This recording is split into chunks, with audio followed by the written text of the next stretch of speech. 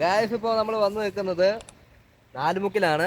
നമ്മളിപ്പോൾ കാണുന്നത് നാലുമുക്ക് ഗവൺമെൻറ് ഹൈസ്കൂളാണ്. തുടർന്ന് നമ്മൾ നാലുമുക്ക് സിറ്റിയിലൂടെ യാത്ര തിരിച്ചു.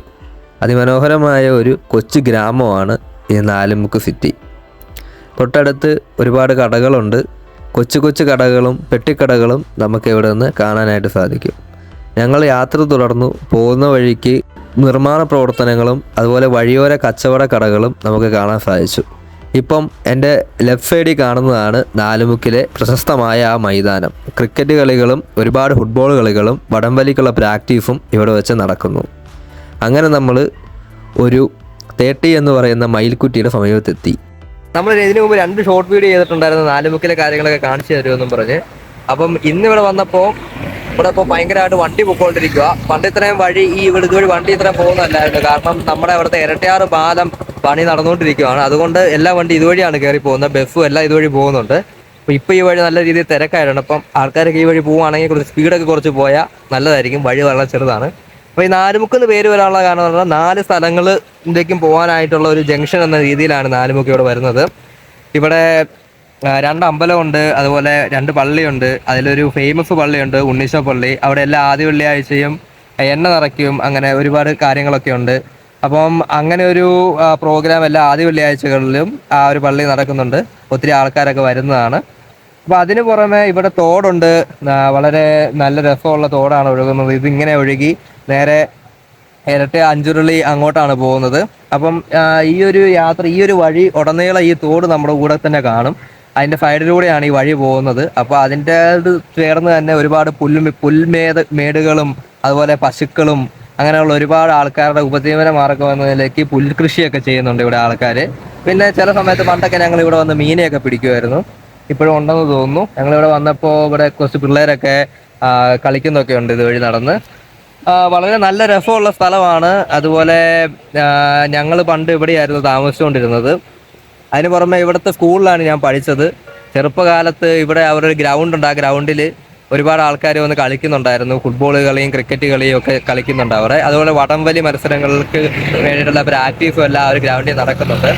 അപ്പം അത്യാവശ്യം നല്ലൊരു സ്ഥലമാണ്. ഗ്രാമഭംഗി വളരെയധികം തുളുമ്പി നിൽക്കുന്ന ഒരു മനോഹരമായ സ്ഥലമാണ്. അപ്പോൾ അതിൻ്റെ കൂടുതൽ കാഴ്ചകളിലേക്ക് നിങ്ങളെ ഞാൻ ക്ഷണിക്കുകയാണ്. For let's see this video. എങ്ങോട്ട് പോവാ? ഇടുക്കി ഡാമിലേക്കല്ലേ ഈ തോട്ടിൽ നിന്ന് വെള്ളം ചെല്ലുന്നത്? അഞ്ചുരുളി ആ ഒരു ഭാഗത്തേക്കാണ് വെള്ളം പോകുന്നത്.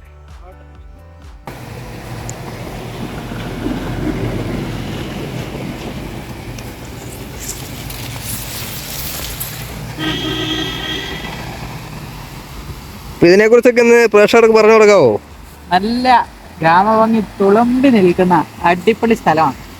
ആ തോട് പോകുന്ന ഒഴുക്ക് വേണ്ടി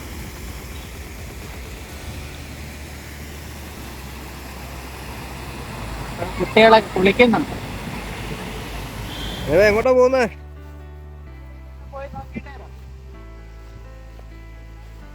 നല്ല ചെതുപ്പുള്ള സ്ഥലമായിരിക്കും. താന്നു പോകാൻ നോക്കണം.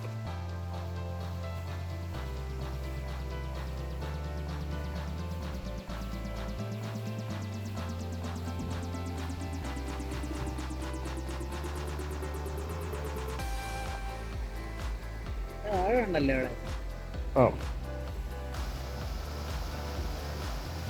ഇവിടെ നമ്മളൊരു വെള്ളച്ചാട്ടം കണ്ടിട്ടുണ്ട്. ചെറിയൊരു കൊച്ചു വെള്ളച്ചാട്ടമാണ്. പിന്നെ ഒരുപാട് തുമ്പികൾ ഇതുവഴി പറന്ന് നടപ്പുണ്ട്. തുമ്പികളെ ഒന്നും കാണാൻ പറ്റത്തില്ല അല്ലേ?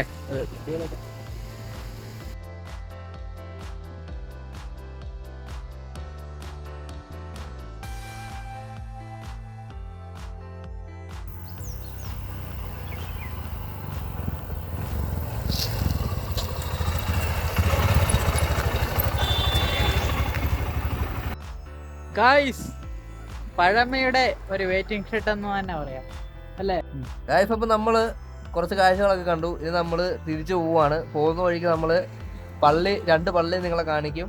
അതുപോലെ തന്നെ ടൗണ്, നാലുമുക്ക് ടൗണും അവിടുത്തെ കുറച്ച് കാഴ്ചകളും കണ്ടിട്ട് നമുക്ക് തീർക്കാം. നമുക്ക് വീട്ടിൽ പോവാം.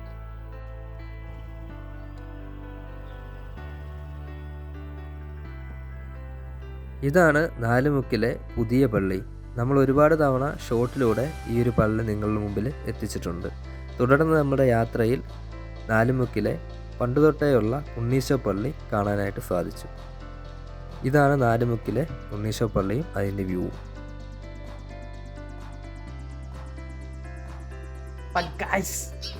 നമ്മുടെ വീഡിയോ ഇവിടെ കൊണ്ട് തീരുകയാണ്. അപ്പം ചാനൽ സബ്സ്ക്രൈബ് ചെയ്യാനും ബെല്ലൈക്കൺ അമർത്താനും വീഡിയോ കണ്ട് ഇഷ്ടപ്പെട്ട ലൈക്ക് അടിക്കാനും ഇഷ്ടപ്പെട്ടില്ല ഡിസ്ലൈക്ക് അടിക്കാനും മറക്കരുത്.